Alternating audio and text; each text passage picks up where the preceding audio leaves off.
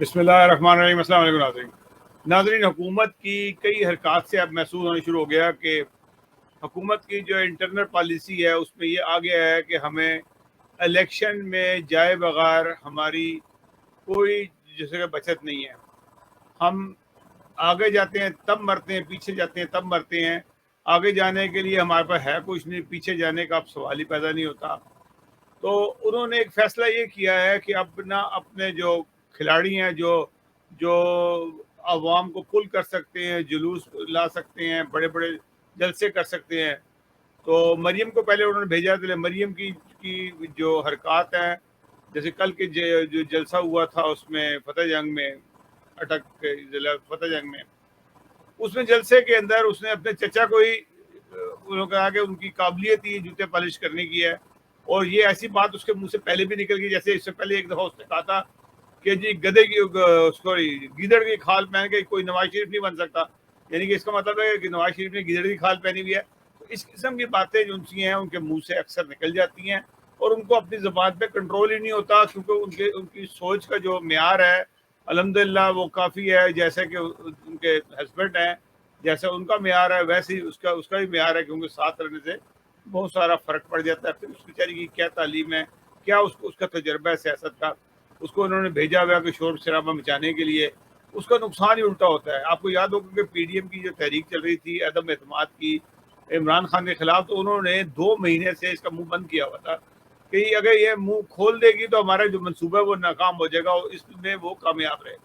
جو ہی منصوبہ جو ان سے ہے وہ مکمل ہو گیا تو پی ایم ہاؤس ان کو ملا، تو پی ایم ہاؤس میں جا کے اس نے وہ باتیں کی، فوج کے خلاف باتیں کرنی شروع کی، جو اس کی ریکارڈنگ فوج نے ان کو دکھا دی، وزیر اعظم صاحب کو، یہ بتیجی ہے کچھ کرتی پھر رہی ہے اس کو کس نے اجازت دی تھی کہ پرائم منسٹر ہاؤس میں گھومنے کی؟ وہ تو ایک ملزمہ ہے، جیل سے وہ ضمانت پہ آئی ہوئی ہے، وہ ڈرامہ کر کے، اس کو مطلب ہے کہ آپ نے کدھر اجازت دی ہوئی ہے؟ تو اس کے اوپر پرائم منسٹر ہاؤس میں جانے کی پابندی ہے۔ تو آخر بار اس نے اپنے دل کے پھپھولے جو سے وہ نکال دیے اور اپنے چاچا کے خلاف بات کر دی کہ وہ تو جوتے پالش کرنے کے ماہر ہیں۔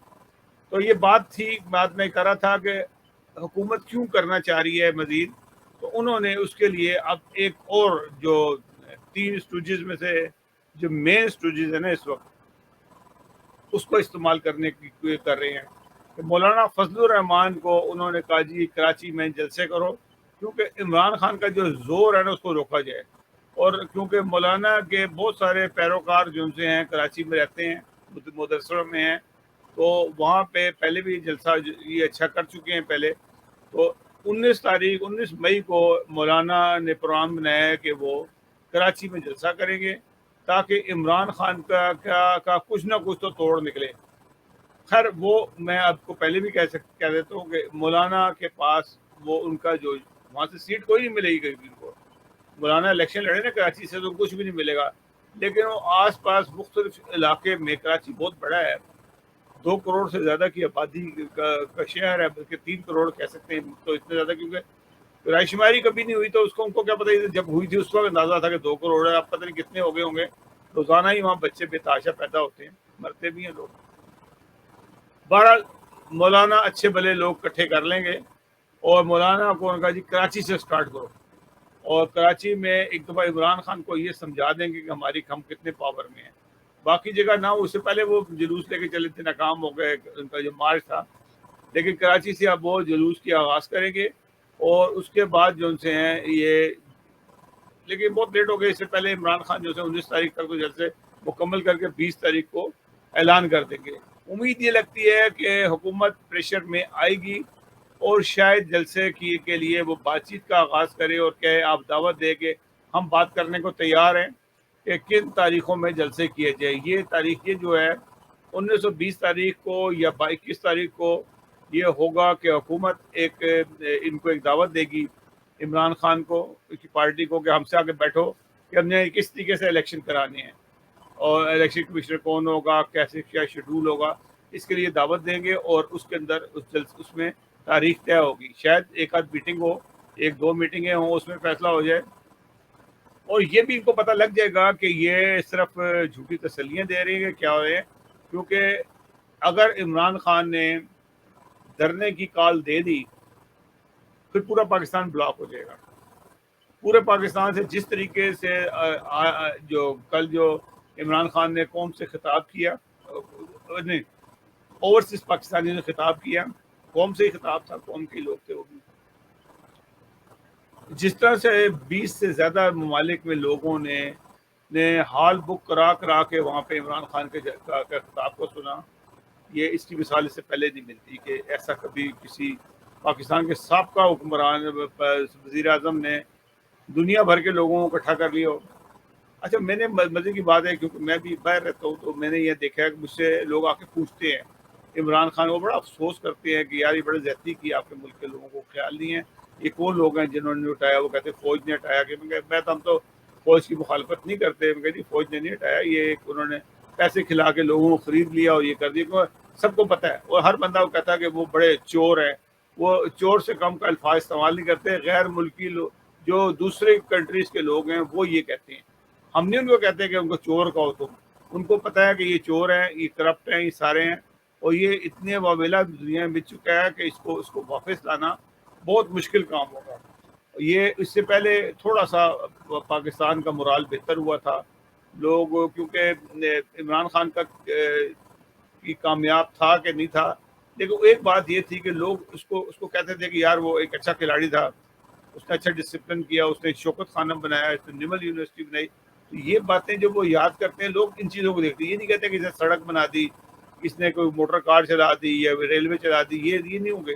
لوگ دیکھتے ہیں کہ اس نے ہاسپٹلس بنائے, اس نے یونیورسٹیز بنائی, تو لوگ اس کو اپریشیٹ کرتے ہیں, نہ کہ وہ کہیں کہ جس سڑک بنائی تھی تو یہ بڑا زبردست آدمی ہے.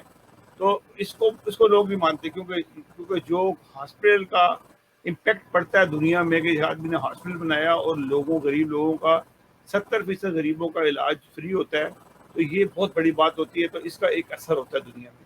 تو اس سے پاکستان کا مورال اب ہوا تھا, لیکن ان کے آنے کی وجہ سے اب مورال ڈاؤن ہو رہا ہے, اور ویسے ہی حالات ڈاؤن ہو رہے ہیں, حالات خراب ہو رہے ہیں. اور میں آپ کو بتاؤں کہ رشیا کے 12 جرنیل جو سے اب تک ہلاک ہو چکے ہیں, اور ان کو یوکرینی فوجیز نے جو نے مورچوں میں جا کے مارا ہے ان کو. تو یہ اتنی بڑی ہے, یہ ایک جنگ عظیم کی طرف جا رہی ہے, آہستہ آہستہ بڑھ رہی ہے. اور اس کو روکے گا کون؟ کیونکہ امریکہ جو ہے اس کی اپنی نیت خراب ہے. چائنا اور روس کٹھے ہوئے ہیں, وہ کسی سی بات سننے کو تیار نہیں ہے. وہ ان کا ایک ہی مطالبہ ہے کہ نیٹو کو یہاں سے ہٹاؤ تاکہ یہ ہماری انکوائری ہماری انویسٹیگیٹ نہ کرے, جاسوسیاں نہ کرے, امریکہ بھائی جاسوسی نہ کرے. کیونکہ جو نقصان روس نے اٹھایا تھا یو ایس ایس آر ٹوٹنے کا, وہ تو کسی نے بھی نہیں اٹھایا. تو روس جو ہے کسی بھی طریقے سے اس کے ہاتھ میں, جسے کہتے ہیں نا کہ ایک کنجی ہے, بم بھی ہاتھ میں ہے, اور کہتا ہے کوئی بیچ میں آیا تو میں ماروں گا تمہیں. تو وہ پٹائی بھی کر رہا ہے ان کے, اور آہستہ آہستہ باقی ممالک کی طرف بھی جا رہا ہے. امریکہ, کیونکہ یہ جو 12 لوگ مارے گئے ہیں, یہ یوکرینی فوج کی اتنی طاقت نہیں تھی. ہمارے ڈیفینیٹلی اس میں کوئی ایسے عناصر ہیں جو ایسے گوریلے آئے ہیں جو ٹارگٹ کر کے ان کو مارتے ہیں.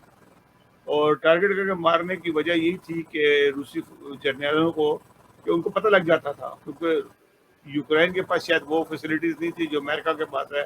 سیٹلائٹ سے چیک کیا اور اس کو اڑا دیا. تو یہ حالات ہو رہے ہیں, دنیا کے حالات مزید خراب ہو جائیں گے. ہم لوگ ابھی اقتدار کھیل رہے ہیں. ہم لوگوں کو, ہماری اسٹیبلشمنٹ کو چاہیے کہ ہوش کے ناخن لے اور ان سے تاریخ کروائیں, کیونکہ ہم ایک کھلے عام بات ہے کہ اسٹیبلشمنٹ کے بغیر ہمارا حکومت چلتی ہی نہیں ہے. تو اگر وہ ان کو شوق ہے کہ حکومت میں رہنے کا, جیسے ہمارے ISI کا ایک باقاعدہ پولیٹیکل ونگ ہے, تو ان کو چاہیے کہ الیکشن کروائیں, اور ان کو پتہ ہے کہ عوام کس کے ساتھ ہے, نہ کہ کیونکہ اس وقت جو اگر سینسس بھی کیا جائے تو نون لیگ کا گراف بہت نیچے گر گیا ہے, اور عمران خان کا گراف بہت ہائی جا رہا ہے. اور یہ اسٹیبلشمنٹ یہی چیز دیکھتی ہوتی ہے کہ کس کا ساتھ دینا چاہیے, کس کو حکومت کرنی چاہیے, پھر اس کو بآسانی حکومت کروا دیتی ہے, یہ الیکشن جتوا دیتی ہے, جیسے کہ عمران خان کو پہلے تھا. اور آج بھی عمران خان اس وقت نمبر 1 پہ ہے. اس کے بعد نون لیگ ہوگی لیکن بہت نیچے ہے اس سے. لیکن اسٹیبلشمنٹ پہلے سے امریکہ یہی خواہش کرتا ہے کہ نون لیگ اور پیپلز پارٹی مل کے حکومت کرے, اور جب اس کے بعد جو اگلا الیکشن آئے گا بلاول کو وزیر اعظم بنا دیا جائے گا، یہ امریکہ کا وعدہ ہے پیپلز پارٹی کے ساتھ۔ ناظرین اگلے پروگرام تک کے لیے اجازت دیجیے گا۔ اللہ حافظ ناصر، اس دعا کے ساتھ اللہ تعالیٰ میرے ملک کی خیر کرے، ان نااہل لوگوں سے جان چھڑائے۔ اللہ حافظ۔